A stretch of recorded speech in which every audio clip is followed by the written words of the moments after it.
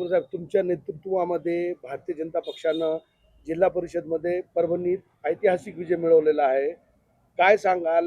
महाविकास आघाडीकडून भरपूर टीका एकूणच या निवडणुकीमध्ये तुमच्यावरती झालेली होती. खास करून खासदारांनी जोरदार तुमच्यावर टीका केली होती. काय उत्तर आहे? परभणी जिल्ह्यातील मायबाप जनतेचे मी आभार मानतो.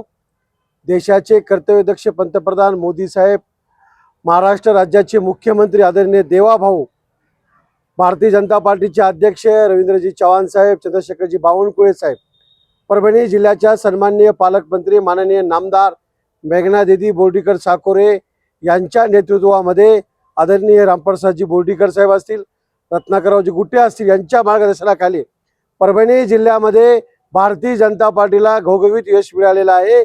महाविकास आघाडीमधल्या नेत्यांनी आत्मपरीक्षण केलं पाहिजे. मी वारंवार परभणी जिल्ह्याच्या सन्माननीय खासदार साहेबाला सांगू लागलो की महानगरपालिकेचा वचका आम्ही जिल्हा परिषदला याचा सगट घेऊ. परभणी जिल्ह्यातील मायबाप जनतेने आणि भारतीय जनता पार्टीच्या माझ्या पूर्ण कार्यकर्त्या आणि पदाधिकाऱ्यांच्या जोरावर आज हे विकासाच्या मुद्द्यावर जिल्हा परिषदला भारतीय जनता पार्टीचा झेंडा फडकत आलेला आहे.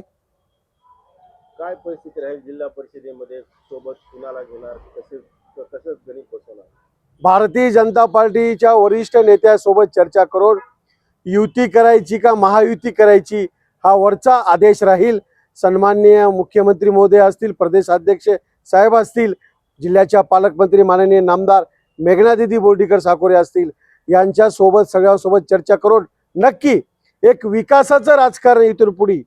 खासदार साहेबाला मला सांगायचे, महानगरपालिकेला तुम्ही मुस्लिम समाजाचा दिशाभूल करून तुम्हाला जे मतदान मिळालं, पण ग्रामीण भागातल्या जनतेला माहीत होतं की 10 वर्षे आमदार राहिलेले आणि 15 वर्षापासून खासदार राहिलेले बंडू जाधव साहेबांनी या जिल्ह्यात कुठलाच विकास केला नाही.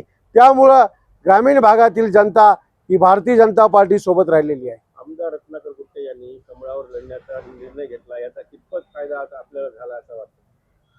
खरं आहे, भारतीय जनता पार्टीच्या कमळ चिन्हावर रत्नाकरराव गुट्टे साहेबांनी त्यांच्या 17 पैकी 11 जागा लढण्याचं ठरवलं होतं.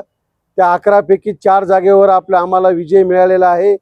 जेवढं पाहिजे तेवढं यश आम्हाला नाही मिळालं, पण नक्की भारतीय जनता पार्टीची ताकद या जिल्ह्यात वाढलेली आहे आणि भारतीय जनता पार्टी नंबर 1चा पक्ष आता जिल्ह्यामध्ये हा उद्धव सेनेचा बालेकिल्ला नसून भारतीय जनता पार्टीचा बालेकिल्ला झालेला आहे.